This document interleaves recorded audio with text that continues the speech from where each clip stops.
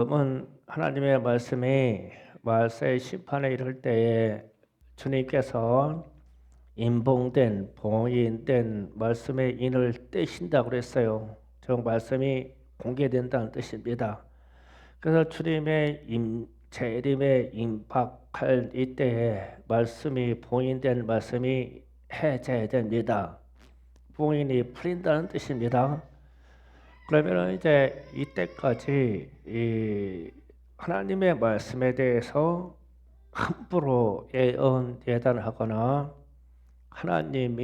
주님이 이 땅에 재림하실 때와 시에 대해서 함부로 말하면 안 됩니다.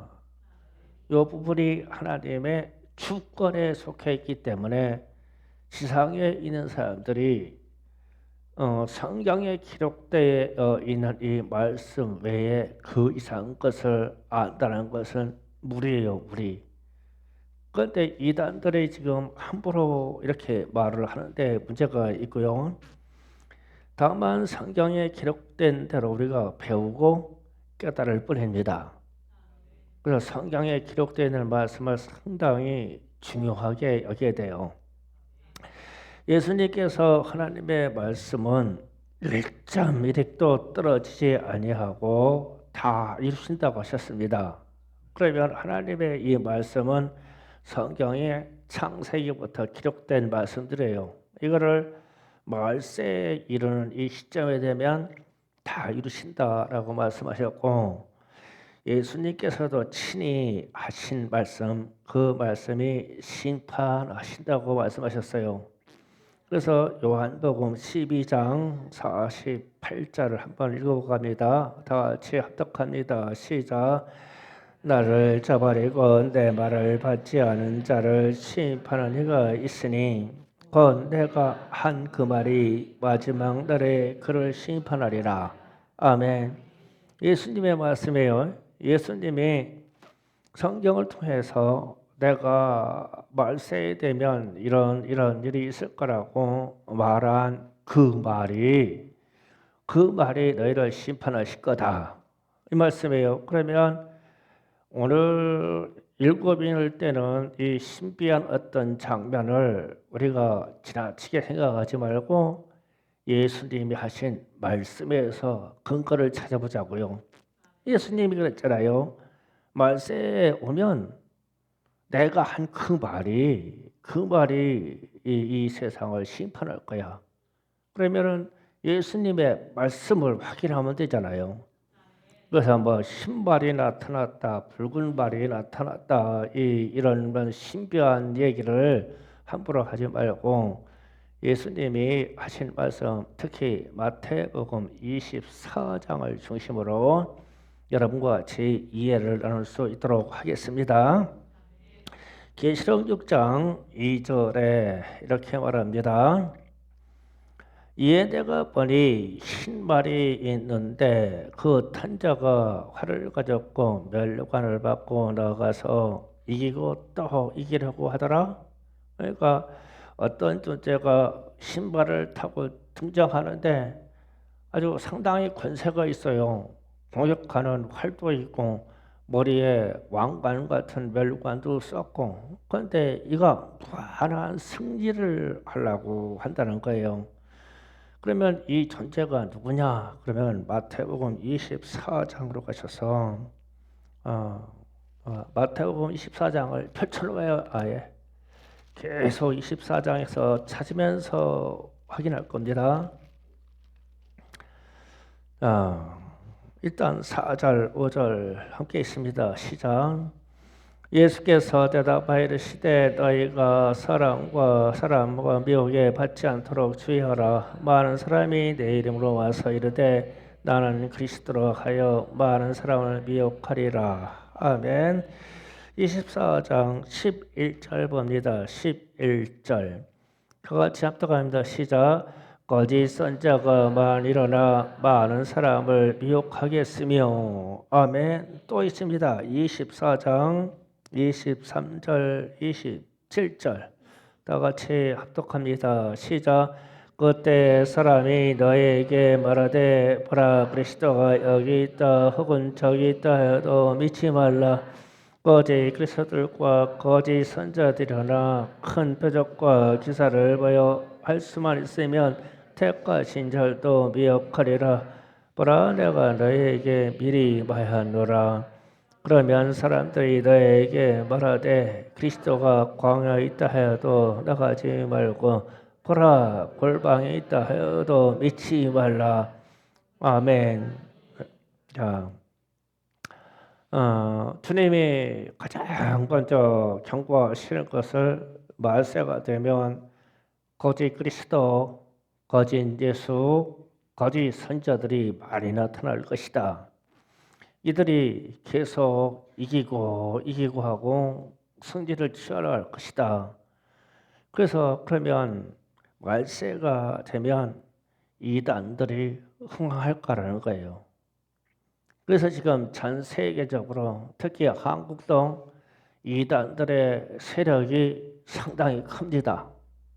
상상초월하게 큽니다. 이기려고 합니다. 모든 기독교 행사나 이런 행사에서 보면 교주가 왕관을 쓰고 등장하지는 않습니다. 그러나 이단들 보면 다 멸관, 왕관을 쓰고 등장합니다. 아주 계시록 나오는 2장에서 나오는 6장에서 나오는 말씀하고 똑같아요. 그러면 말세가 이르르면 지금은 이 이단들이 아주 득세할 거예요. 그러니까 이들이 하는 말이 내가 예수다, 내가 그리스도라고 해요. 또 이들의 영향력이 상당할 겁니다. 아프리카의 어떤 나라에 가면 우리나라에 있는 이단이 그 나라의 정부와 각 기관에 침투해서 최대 교단과 최대 영향을 갖고 있는 나라가 있어요. 어마어마합니다. 그 나라에서는 한국에서 들어온 이 이단 정파가 가장 우수한 신적인 존재를 가졌다고 그럽니다. 상상을 초월해요. 그래서 이 이단들의 이 흥황이 이 상상을 초월하게 할 겁니다. 그러면 경고한 말씀대로 그리스도가 여기 있다 저기에 있다 해도 믿지 말라. 주님은 분명히 말씀하셨어요.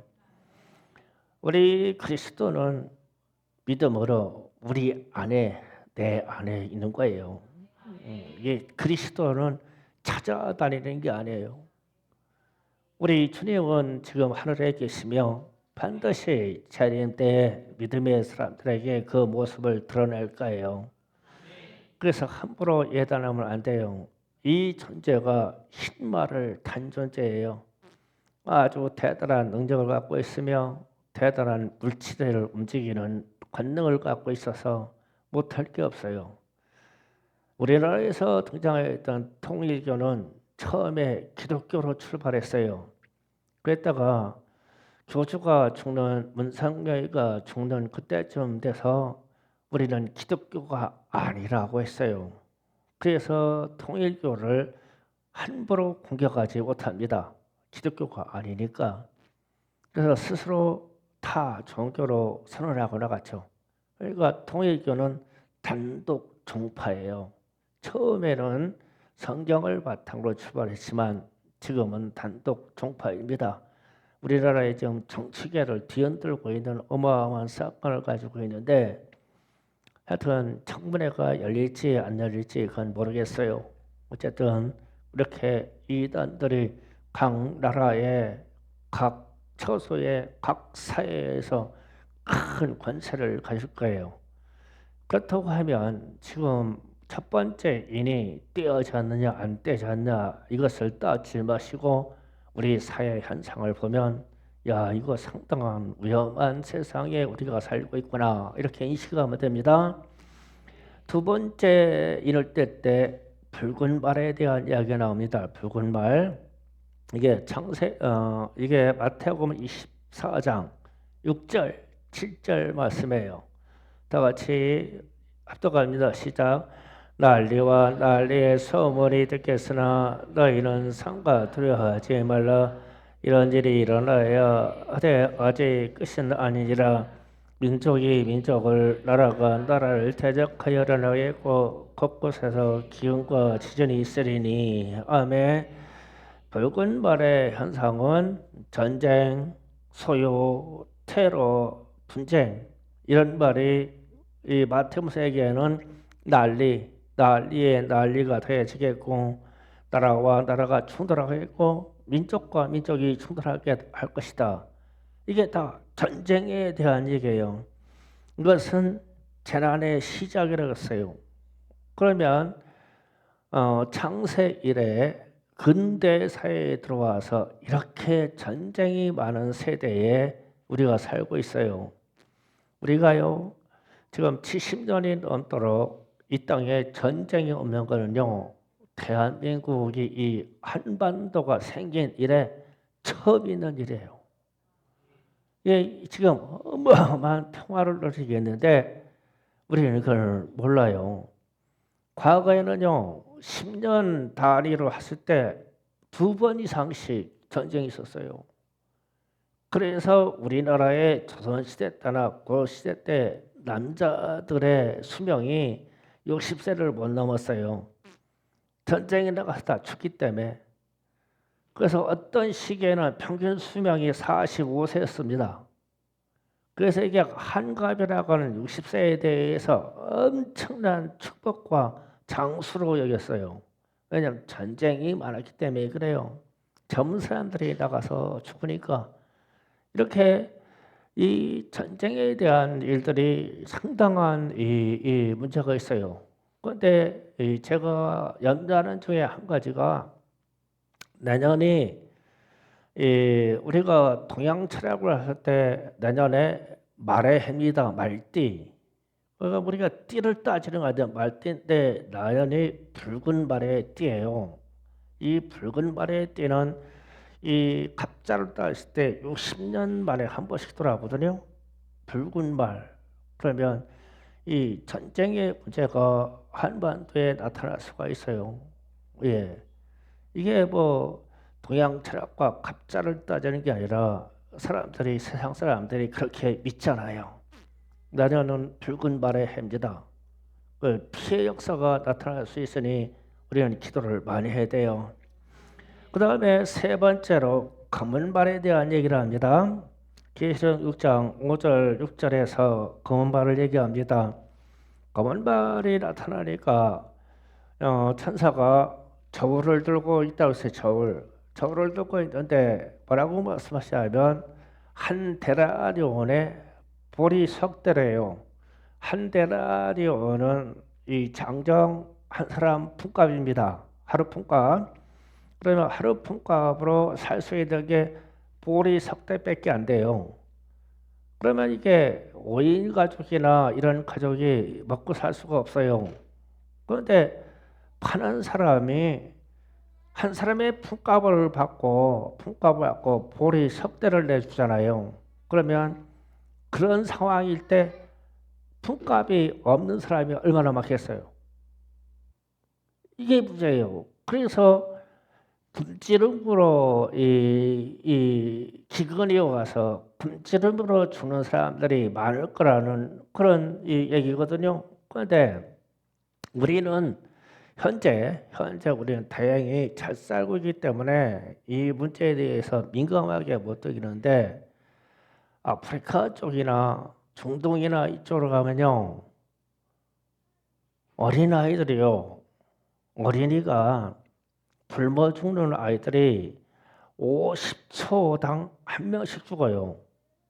성인이 아니고 어린아이들이 굶어 죽는 애들이요. 이게 상상이 안 되는 얘기예요, 이게.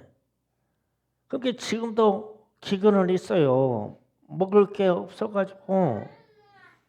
그러니까 성인 엄마가 먹지 못하니까 젖을 내주지 못해요. 우리는 그냥 일상적으로 분유 먹고 사는데 뭐 경제가 없는 나라니까 분유는 상상도 못하고요. 그렇게 굶어 죽는 아이들이 50초 단위로 한 명씩 굶어 죽어요. 전 세계에서. 그러면 지금도 무지무지한 기근의 시대를 지금 지나가고 있거든요. 굶주림이 없는 나라는 극히 일부예요. 미국이나 한국이나 이렇게 선진 대열에 들어간 나라들만 배고픔이 없죠. 지금 이런 산간 지역이나 아프리카 미개발 지역 같은데 밀림 속에는요 상상 초월하는 지금 기근을 겪고 있어요. 우리는 자기에게 감사할 일이지만 실제로 이 기근이 닥치면요 상상 초월한 일이 있어요. 기근의 나라 그러면 한반도 이 손바닥만 나라 이 한반도에 북한은요 기근의 나라입니다. 그래서 그 과거에 있던 고난의 행군이나 이런 얘기를 여러분이 들어보셨는데 그럴 때는요 마을에서 장례를 치르면요 그날 밤에요 무덤이 파헤쳐져서 시체가 사라졌어요. 왜 그랬을까요? 배고파가지고 그래가지고 쌀을 먹어야 돼. 그래서 이 장례 치르면은 부자인 경우는 무덤을 지키는 사람이 따로 있었어요. 그걸 파내지 못하게 하려고. 대부분 다 이 육체의 흔적을 가지고 있는 무덤들이 다 파헤쳐져 가지고 그 죽은 사람들의 시체가 사람의 입으로 들어갔어요. 이게 기근의 현상입니다. 그러면 우리는 지금 무슨 생각을 했냐면 이 기근이 식량으로만 올까? 식량으로만 올까? 제가 수년 전서부터 우리 청소년들 보면은 이런 생각을 했어요. 지금 우리가 하는 이런 신앙생활과 예배와 훈련은 우리의 삶의 터전에 야성이 없어. 그래서 제가 언젠가 여러분에게 한번 얘기한 적이 있을 거예요. 전기도 들어오지 않고 물도 들어오지 않은 그런 집이 있었으면 좋겠다. 그래서 우리 청년들을 데리고 텐트를 가지고 그 처소로 가서 3일이나 일주일 정도 생존 훈련을 시켜줘야 되겠다. 전기가 없는 데서 어떻게 살아남아야 될까? 물이 없는 데서 물을 어떻게 구해야 될까? 불이 없는데 생쌀을 가지고 어떻게 조리해 먹을까? 쟤들 데리고 가서 3일만 굶겨버리면 별짓 따위라도 먹으려고 할 거예요. 그런 훈련 좀 했으면 좋겠다. 그래서 어떤 목사님들한테 나는 말세에 이런 소명이 나한테 있어 내 안에. 그랬더니 목사도 미쳤대 나보고. 미친 목사 나왔다고. 그러면은 교회 다니는 사람 한 명이나 있겠냐? 아 그래서 겁나서 못했어 그때 당시. 그런데 했어야 맞아. 했어야. 앞으로도 기회가 있어요. 우리 장로님들 그런 초소 있으면 발견해가지고 저한테 반드시 보고해 주세요. 우리 전기도 안 들어오는 집이 있다고 인근에 있다고 합니다. 강원도 어디에 있다고 그러니까 목사님 한번 답사하시죠. 정보를 주세요. 그러면은 난 진짜 하고 싶어요. 왜 그러냐면요, 우리 애들은요 에너지의 기근 전기가 끊어지면요 우리 아들과 우리 젊은 세대들은 다 굶어 죽습니다. 왜냐하면은 냉장고를 열어서 뭐가 나와야 되는데 냉장고 다 썩어버렸어. 그러면 무슨 얘기냐면 전기 들어오게 해주세요. 이것만 탓하고 있어. 불 지펴서 만들 생각 안 해요. 전기만 들어오면 산다. 전기가 끊겼다니까. 에너지의 기근이 왔어. 어떻게 할 거냐? 물이 앞으로의 기근은 물의 기근이 와요. 물이 끊겼어. 물이 먹을 만한 물이 없어. 이 땅에 실제로 하천 같아서 함부로 물을 못 먹어요. 그런데 이럴 때 진짜 생수 이 땅에서 내가 먹고 마셔서 생명을 유지할 수 있는 물을 어떻게 구하냐? 충성교회 비밀은 얘기할 거 없고 내가 영상 올라가가지고 사람들이 막 몰려 들어올까 봐 바깥에서 소문내지 말어. 아주 우리가 잘 보존하고 우리나 살아야 돼요. 그때는 물. 그러면 어떻게 이거를 우리 청년 세대에게 훈련을 시켜서 하게 할 수 있을까? 그러면은 산중에 가서 막 귀뚜라미 뛰어나오고 막 진해 기어나오고 그러면 그거 다 잡아서 구워 먹어야 돼. 그것도 좀 구워 먹어보자. 맛있어. 곤충 구워 먹으면. 제 아들은 그 못 먹는 거로 돼 있거든요. 그래서 이런 훈련을 통해서 기본적인 것을 생존적인 일에 기본적인 것을 우리 청년들에게 훈련을 시켰으면 좋겠다. 아멘 알아요. 뭐 애 엄마들도 걱정이고 뭐 우리 애들도 걱정이니까 그거 안 해도 다 살아요. 그래 닥쳐봐라. 이론이 살려주나? 아파트가 살려주나? 냉장고가 살려주냐? 이런 기근의 시대가 도래하고 있다고요. 지금은 우리가 풍요로워서 에이 설마 그러잖아요. 우리나라에도요. 지금 원자력 발전소나 우리 서부에 있는 이쪽 태안이나 이쪽이나 아니면 태안 당진에 있는 이 화력 발전소가 딱 고장에서 멈추면요 암흑천지가 돼요. 이제군요. 그런데 그게 전쟁 상황이 아니라 자연적인 전자파나 이런 거에 오류가 생기면요 그냥 딱 멈춰버려요. 암흑천지가 됩니다. 그러면은 이런 기근을 어떻게 대응할 것이냐? 여기 있는 저나 우리 이상범 장로님 세대는요 우리 늙은이들은 살아요. 희한한 이 지혜를 갖고 있거든요. 그런데 우리 청년들은요 진짜 문제예요. 쟤들 다 굶어 죽어. 그런 훈련을 하는 것이 합당하다. 김민중은 그렇지 훈련 한번 해보자. 아멘을 못했어. 미체 한번 해보자. 못해. 그러나 생각하고 있어요. 제가 이거 여름 수련회 때 했을 때 이런 거 수련을 하자. 맨날 박수치고 노래하는 것만 하냐? 춤추고 그런 시대가 끝날 때가 올 것이다. 이게 기근입니다. 그 다음에 세 번째 검은 말 얘기했습니다. 그 다음에 네 번째 청황생발 얘기했어요. 청황생발 얘기를 하니까 땅의 4분의 1의 인구가 죽는 사건을 나온다고 요한계시록 6장 7절 8절에서 말합니다. 검과 흉년과 사망과 전염병 짐승에게 일로 오라. 옛날에 우리 강의가 우리 교회 개척했을 때 맨날 강대에서 앉게 올라가지고 내 바지가랑이를 붙잡고 그래 찡찡거려가지고 안고 살고 있어.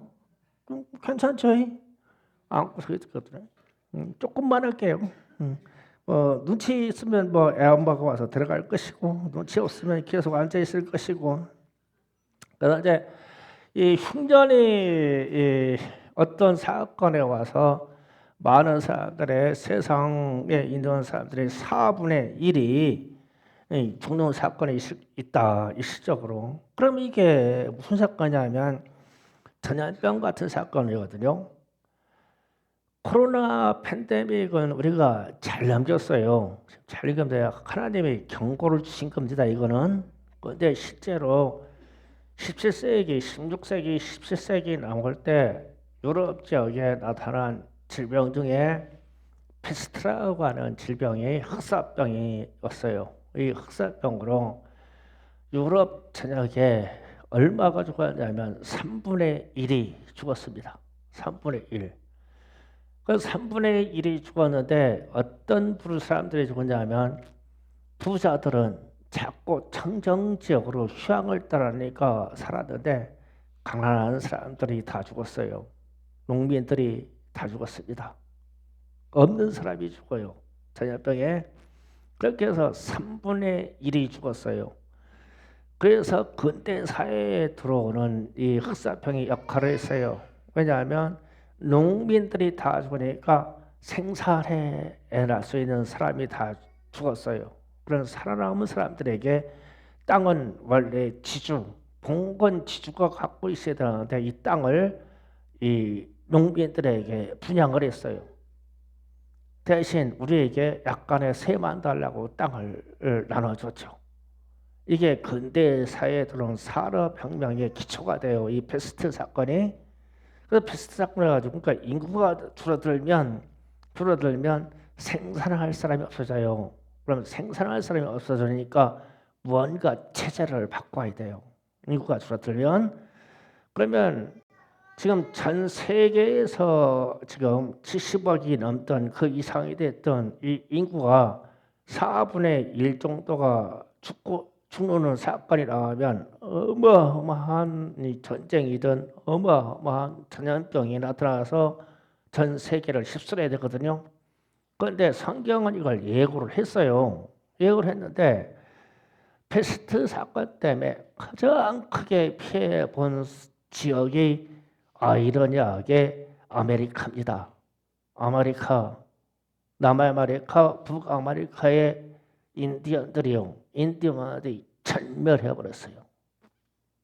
그럼 어떤 특정 지역은 인구 교체가 되듯이 전멸해 버린다고요. 그래서 백인들이 들어가가지고 아메리카의 남북 아메리카의 거대한 대륙을 백인들이 차지했죠. 많이 그렇게 많던 인디언들이 다 죽었기 때문에. 그래서 이게 대륙의 교체가 일어났어요. 그러면 이 전염병으로 인해서 사람이 이렇게 많이 죽는다 그러면 이런 현상이 와요. 그러니까 역사가 이거를 증명해줘요. 그런데 우리에게 지금 말세에 왔는데 복합적으로 이런 일이 생기겠다네. 코로나 때 엄청난 훈련을 받았어요 우리가. 그런데 앞으로도 그 이상 상해할 수 있는 전염병이 나타날 거예요.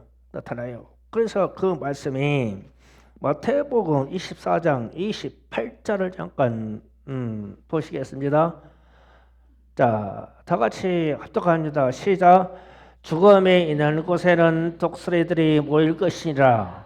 그러니까 막 얼마나 사람들이 많이 죽었는지 묻지를 못하니까 시체가 쌓이고 쌓인 데 가지고 새가 와 파먹는다는 뜻이에요. 무지하게 많이 죽었다는 뜻이죠. 누가복음 21장 11절을 다 같이 합독합니다. 시작. 곳곳에는 전염병과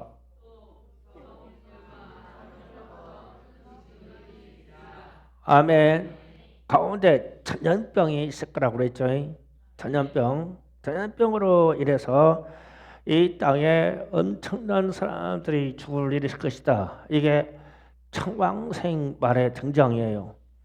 역사 이래로 이런 현상이 반복적으로 일어났는데 인구 지금 70억이 넘는 이 인구에 대비해 4분의 1을 거를낼 수 있는 이런 사건이 만약에 우리에게 닥친다고 하면요, 이 지금 이 어마어마한 이 기술과 AI와 컴퓨터 세계되는 이것도 혁신이랄 만큼 뒤집혀요. 다 뒤집힙니다. 왜냐하면 사람이 가장 중요하기 때문에 그래요. 그래서 우리는 이런 역사의 어떤 정점 앞에 지금 와 있다는 뜻입니다. 그 다음에 다섯 번째 순교자의 탈원제기가 계시록 6장 7절 8절에 나옵니다. 계시록 6장 7절 8절 잠깐 7절 8절 보고 가겠습니다.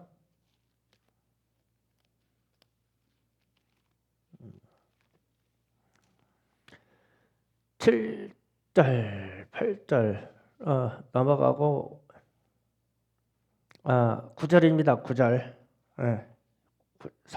순교자의 단원 9절 10절 찾으셨으면 아멘. 왜 마이크가 꺼졌어요?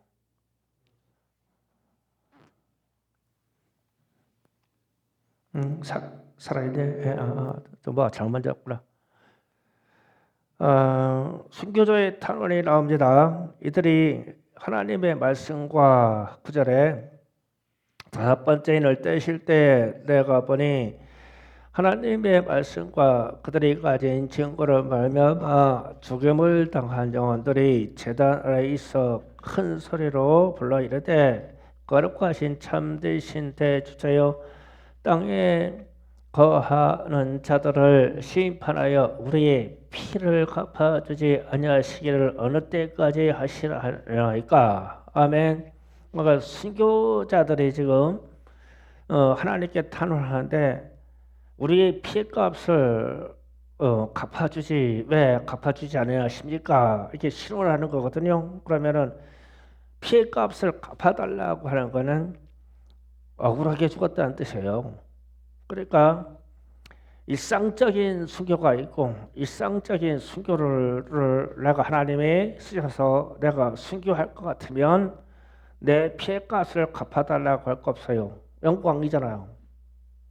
나는 하나님의 나를 순교자로 받아주셔서 이 땅에 전도할 수 있는 기회를 주심에 대한 내 피해값은 잊어버려지는 영광인데 죽어 있는데도 그렇게 억울해. 아주 원통에 피해값을 갚아달라고 그러니까 그러면서 그 사건의 단초가 11절에 가서 각각 그들에게 흰 두루마기를 주어 이르시되 아직 잠시 동안 쉬되 그들의 동무종들과 형제들도 자기처럼 죽임당하여 그 수가 차이까지 하라 하시더라. 아멘. 주님의 응답이 동무종들과 내 형제들도 너와 같이 죽을 거다. 그러면 이 사람들은 누구한테 죽은 거예요? 동료 친구로부터 죽음을 당했고 형제로부터 죽음을 당했다는 거예요. 그래서 이 억울함을 토로하는 건데 피해값을 얘기하는 거예요. 이런 상황입니다. 그런데 마태복음에 가서 이거를 정확하게 주님이 말씀해 주셨어요. 마태복음 24장 갑니다. 먼저 9절 10절을 보시겠습니다. 마태복음 24장 9절 10절 다 같이 있습니다. 시작. 그때 사람들이 너희를 환난에 던져주겠으며 너희를 죽이리니 너희는 내 이름 때문에 모든 민족에게 미움을 받으리라. 그때 많은 사람들이 실족하게 되어 서로 잡아주고 서로 미워하겠으며 아멘. 많은 사람들이 환난 때에 서로 잡아주고 서로 죽게 할 것이다. 그러면은 여기에서 등장하는 이 무리의 사람들이요. 자, 잘 생각해 보세요. 이 사람을 갖다가 죽음의 자리로 이 사람을 갖다가 어떤 순교의 자리로 일러 바친다고요. 그러면 이 사람들은요 서로 잘 알고 있는 사이에 돼요. 내가 전혀 모르는 사람들인데 저 사람 예수 믿어요. 저 사람을 잡아가세요. 할 수가 있냐고요. 모르는 사람이니까 상관이 없죠. 그런데 제가 보기에 우리 장로님들이라 우리 권사님들의 예수 믿는 거 참 내가 잘 알아. 내가 갖다 홀딱 일러 바치면 되지. 그래서 죽음의 자리로 지금 잡아주는 거야. 일러 바치는 거야. 죽도록. 그러면요. 이 말씀이 이해되는 거예요. 10절 읽었죠? 12절 13절 다 같이 있습니다. 시작. 불법이 성함으로 많은 사람의 사랑이 식어지리라. 그러나 끝까지 견딘 자는 구원을 받으리라. 아멘. 자, 이 말씀이 충격이에요. 보세요. 왜 사랑이 식어지냐면 자, 우리 가족 관계에서 아내와 남편, 부모와 자녀 관계에는 사랑의 관계예요. 절대적인 사랑의 관계예요. 그런데 무슨 일이 생겼는지 우리 자녀가 당국에 단속하는 예수 믿는 것을 단속하는 당국에 나를 일러 바쳤어. 우리 아버지가 우리 엄마가 예수 믿고 성경책 몰래 숨겨놓고 그러면서 몰래 예배 드려요? 이래 바쳤어. 북한에서 일어난 일이죠. 이래 바쳤어. 그러면 부모님은 잡혀가서 죽겠죠. 아이 사랑의 대상 이 믿고 있고 사랑하는 내 자녀로부터 배신당했어. 이 죽음이 진짜 억울해. 너랑 같이 예배 드려야 되거든. 그런데 혼자 잃어바쳤네. 이것을 타분하게 잘 이용하고 있는 사람들이 공산주의자들이죠. 우리 6.25 전쟁 전후해가지고 공산주의자들이 인민재판이라 해가지고 이런 식으로 부모 형제 관계를 다 깨트려버렸죠. 그래서 이게 사랑이 식어요. 사랑을 해야 되는 이 관계 사람들에게 사랑이 탁 단절이 돼버리는 거예요. 참 원통해. 그렇게 믿었던 내 아내가 무엇으로 그렇게 이 환난을 견딜 만한 믿음이 무너졌는지 내가 성경책 숨겨놓고 성경 읽고 밤에 몰래 기도하고 있다는 것을 홀딱 잃어버렸네. 그래서 내가 밤에 기도하는 시간 비밀이에요. 제 밤에 기도하는 시간 비밀입니다. 여러분이 잃어버릴까 봐 그래요. 새벽 0시나 2시 사이에 꼭 일어나서 기도한다고. 그런데 꼭 기도하는 그 시간에 꼭 집어가지고 딱 왔네. 와가지고 내가 잡혀가서 죽게 됐어. 그럼 이걸 아는 사람은 누굴까? 우리 사모님. 그리고 지금 금방 얘기했으니까 여러분. 그래가지고 새벽 0시 2시 가서 지켜보세요. 그래 목사님 기도하고 있어요. 잡혀가서 죽는 거요. 그러다 잡혀가서 죽는데 참 길 없는데 이게 누가 일렀냐? 억울해. 참 피해값이 너무 값이 없어 죽었어. 값없이. 그래서 사랑이 식어진다. 이 불법이 뭐냐? 사랑할 수 있는 대상들이 서로 미워하는 게 불법이야. 결국은 예수 믿는 사람들끼리 너 반복하는 게 불법이야. 뭐가 불법이냐? 아내와 가정이 그리고 이 아내와 남편이 있는 가정의 자녀와 이 사랑하는 관계가 있는 게 합법이야. 그런데 서로 죽여야 할 만큼 미움이 들어갔어. 이게 불법이요. 그래서 제가 그런 생각이 있어요. 그러면 야, 이 불법의 시대는 어떻게 살아남냐? 역사가 이어지려면 살아남는 사람들이 있어야 될 거 아니에요. 그 말씀이요. 자, 14절 갈게요. 마태복음 24장 14절. 다 같이 합독합니다. 시작. 이 천국의 복음이 모든 민족에게 증언되기 위하여 온 세상에 전파되리니 이제야 끝이 오리라. 아멘. 자, 모든 설교자들이요 이 말씀을 지금 모든 선교단체가 이 말씀을 씁니다. 복음이 세상 민족 끝까지 전파되어야 세상 끝이 오리라 이랬어요. 그런데 마태복음 24장을 쭉 읽다 보면 이 말씀까지 이어지는 말씀이에요. 14절만 똑 떼놓은 말씀이 아니란 말이에요. 이어지는 말씀이요. 사람들의 불법이 상행함으로 사랑이 식어질 것이다. 그런데 끝까지 견디는 사람이 구원을 받을 것이고, 그리고 이 천국 복음이 세상 끝까지, 세상 땅 끝까지 전파되어 그때야 끝이 오리라 그랬어요. 그러면 선교적인 차원이 두 가지 길이 있어요. 지금처럼 자발적인 선교를 나가요. 저 말씀을 붙잡고 나는 세계 열방 중에 전도에서 선교에서 주님이 오심을 준비해야 돼. 믿지 않는 사람들에게 전도한다고 자발적으로. 그래서 지금 자발적인 선교 시대예요. 그런데 타의에 의해서 선교지로 가야 돼요. 자, 금방 얘기했어요. 가족 간에, 교회 간에 나를 죽여야 할 자리로 나를 신고해서 죽게 한다. 그러면 나는 어떻게 해야 돼요? 도망가야 돼요. 도망가야 되는데 어디로 가자 하면 나를 전혀 알지 못하는 민족에게로 도망가야 돼요. 여러분들이 마음에 이런 민족을 믿을 만한 민족 하나씩 마음에다 품어놔요. 말세 그때 품어놔요. 나는 아프리카 어디 있는 피그미족에 있는 마을로 도망간다. 한국인이라고 한 것은 나 한 명밖에 없어. 예수 믿는 사람은 나 하나밖에 없어 거기에. 그래서 나는 내 가슴에 복음을 가지고 갔어. 그러니까 그 나라 가서 피그메이 쪽에 그런 말을 배우면서 나중에 할 얘기가 뭐겠어? 예수 믿어야 된다. 그래야 세상 끝이 오리라.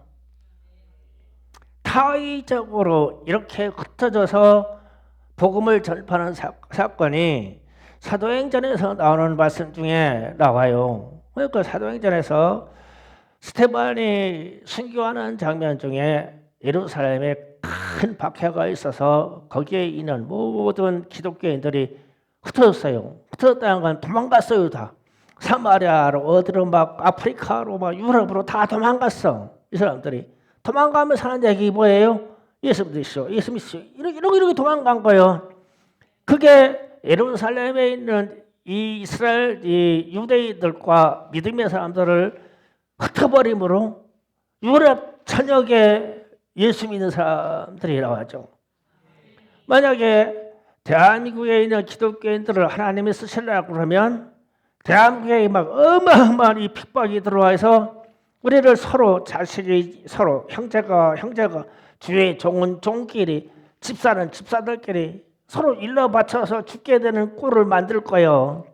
그러면 도망가. 중국이고 막 미국이 도망가. 그런데 예수 믿는 지역으로 도망가면 거기서도 또 일어서 또 죽어. 예수 믿지 않는 마을로 도망가.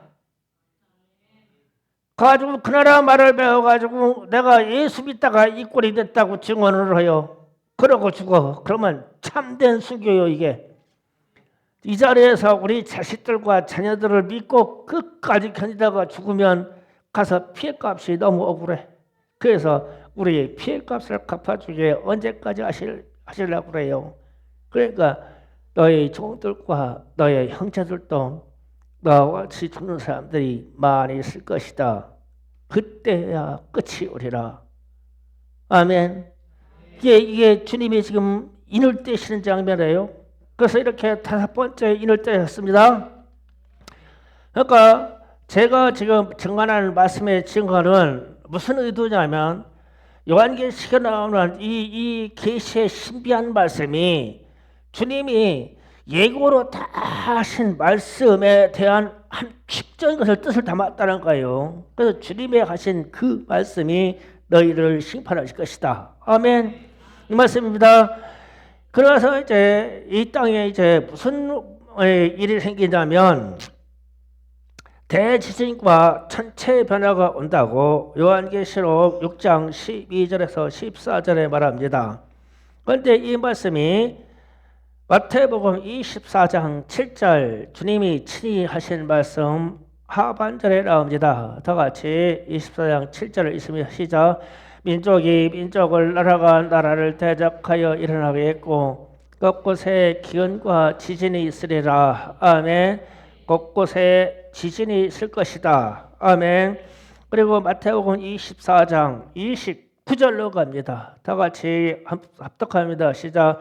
그날 환난 후에 즉시 해가 어두워지고 달이 빛을 내지 아니하며 별들이 하늘에서 떨어지며 하늘의 관등이 흔들리리라. 아멘. 자, 지금 우리가 자연재해에 대해서 태풍이나 지진이나 아니면 이 열로 인한 열대 현상들이 지금 우리에게 팽창돼서 다가오고 있죠. 추운 데는 또 한없이 춥고 더운 데는 한없이 덥고 태풍이나 토네이도의 강도가 상상을 초월할 것만큼 강해지고 있어요. 그런데 사람들은 이런 현상을 때마다 점점 마음이 마비돼 가고 있죠. 넘어가면 끝나는 거야. 피해서 생명만 유지되면 끝나는 거야. 이러죠. 그런데 문제는 하늘의 현상으로 해가지고 천체의 변화가 온다는 거예요. 별이 떨어지고 태양빛이 변화가 생기고 이런다는 거예요. 그런데 제가 며칠 전에 TV에서 그 어떤 우주과학자들이 이렇게 그 우리 지구를 둘러싸고 있는 우주의 현상들 얘기하는데 나는 그거 보다가 기겁을 했어요. 지구를 완전히 깨트려 버릴 만한 이 행성이 지구 주변에 5만 개 이상이 있대요. 5만 개 이상. 하루에 행성이 130개에서 150개가 지구를 박살내려고 불친한대요. 지구로. 그런데 이게 신비하게 대기권에 들어오기 전에 이게 쪼개진다네요. 그래서 우리의 눈으로는 유성을 본다는 거예요. 유성을. 별빛이 막 하늘 밤하늘에 보면은 불빛이 막 쫙쫙 지구로 오는데 참 아름답다고 생각한대요. 그런데 이거를 연구하는 이 천체 과학자들은 가슴이 철렁철렁한데요. 저게 깨지지 않고 지구 대기권에 들어오거나 해양에 도달하거나 저게 깨지지 않고 육지를 강타하거나 저게 깨지지 않고 남극이나 북극 쪽에 떨어지거나 그러니까 왜 남극과 북극을 얘기하냐 면 자기장의 시작이 북극 남극이기 때문에 이게 땡겨버린대. 얘들이 땡겨버려서 북극의 얼음 덩어리 해가지고 이게 어마어마한 유성이 하나 떨어졌다. 그러면 그 냉기 폭풍이 지구를 싸가지고 폭삭 다 얼려버린대요. 남극에 떨어졌다면 남극의 냉기가 이 남반구 이쪽을 막 그냥 다 얼음덩어리로 다 얼려버린대요. 이 살아날 자가 없대요. 그런데 그게 하루에 130에서 150개 정도가 지구 주변을 휙휙 지나간대요. 1년에는 5만 개 정도가 지나간대요. 그래서 이게 지구가 하나님이 보호하시는 그 특별한 섭리 속에 있는 그 질서 속에 진짜 막 0.0000 몇 %라고 하는 이 핀트가 딱 어긋나면 그냥 박살난대요. 그래서 뭐 우리가 과학 잡지 같은 거 이런 거 보면 뭐 공룡 시대의 멸망, 공룡은 왜 멸망받았느냐 뭐 이런 얘기가 그게 가상적인 얘기가 아니라 이 땅에 실제로 일어날 수 있는 일이라는 거죠. 그러면 이 전체 변화가 오면은 지구는 그냥 멸망하는 거예요. 멸망. 그런데 이게 이 현상이 주님이 지금 인을 떼는데 이 현상이 나타난다래요. 그런데 주님이 마태복음 24장에서 이 말씀을 하셨어요. 말세에 이르면 사람 사이에도 대환란의 일이 있겠지만 하늘에 있는 우주 전체에도 변화가 있어서 별이 떨어지고 달이 흔들리고 해가 흔들리고 해의 빛이 변화가 있을 것이다. 그러면 이 땅에 있는 생명이라는 존재들이 어떻게 되겠냐? 이거예요. 그러면은 자 오늘 말씀을 제가 이제 결론으로 정리합니다. 주님의 말씀이 지금까지는 철저하게 인봉이 되어 있어서 7개 도장으로 찍혀서 인봉이 돼서 이게 절대 열리지도 않고 시행이 될 수가 없어. 그러니까 하나님이 그렇게 이 땅에 있는 사람들이 예수 믿고 회개해서 돌아오라고 이 두루마리에 있는 그 저주와 심판의 말들을 딱딱 인봉해가지고 그냥 감싸서 열리지 않게 그냥 하나님의 손이 꽉 잡고 있는 거예요. 이거를 왜 우리 보고 회개하고 돌아오라고. 그런데 마지막 때 이거를 예수님께 전해져가지고 내가 열어라. 그러니까 심판의 구원의 권한도 우리 주님에게 주셨지만 심판의 권한도 우리 예수님께 주는 거예요.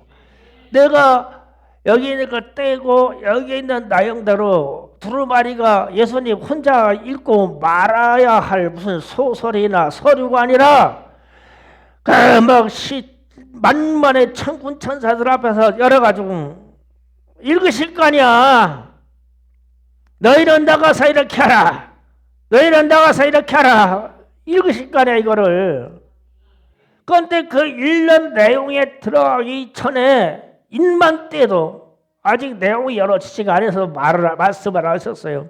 인만 때는 때도 주님이 이 땅의 대환난과 더불어 심판하실 거라고 마태복음 24장과 누가복음 21장에 상세히 기록되어 있는데, 이 말씀이 주님이 하신 말의 말씀이, 그 말씀이 너희를 심판할 거다.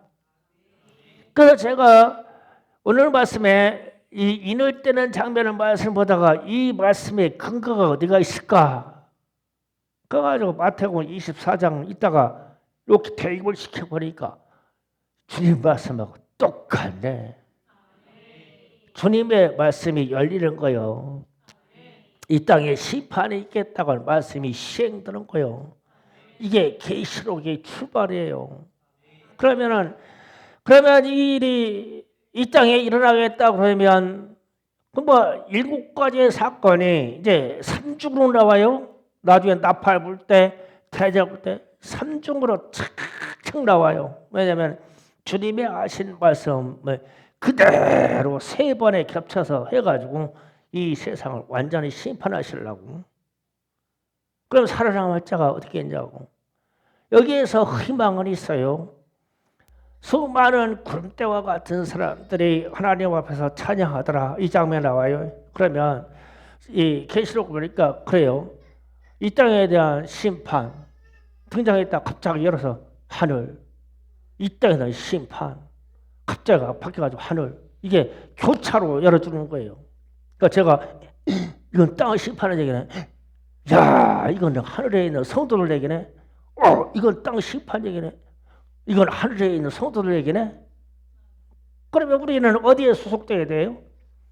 하늘에 소속돼야 되는 거예요. 이게 예수 믿는 사람들의 권능이에요.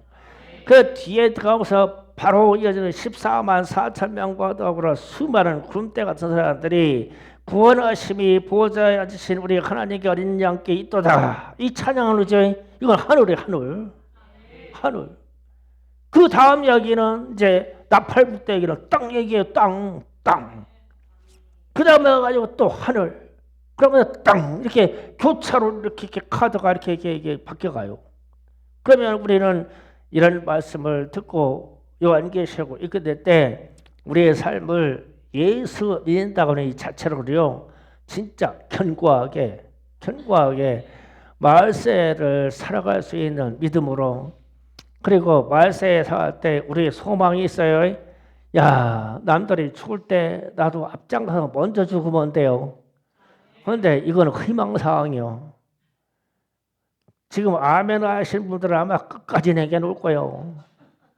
김미경 집사님도 아마 저 좋은 믿음을, 환난을 견디게 해야지 그냥 놔둘 수 있겠냐고.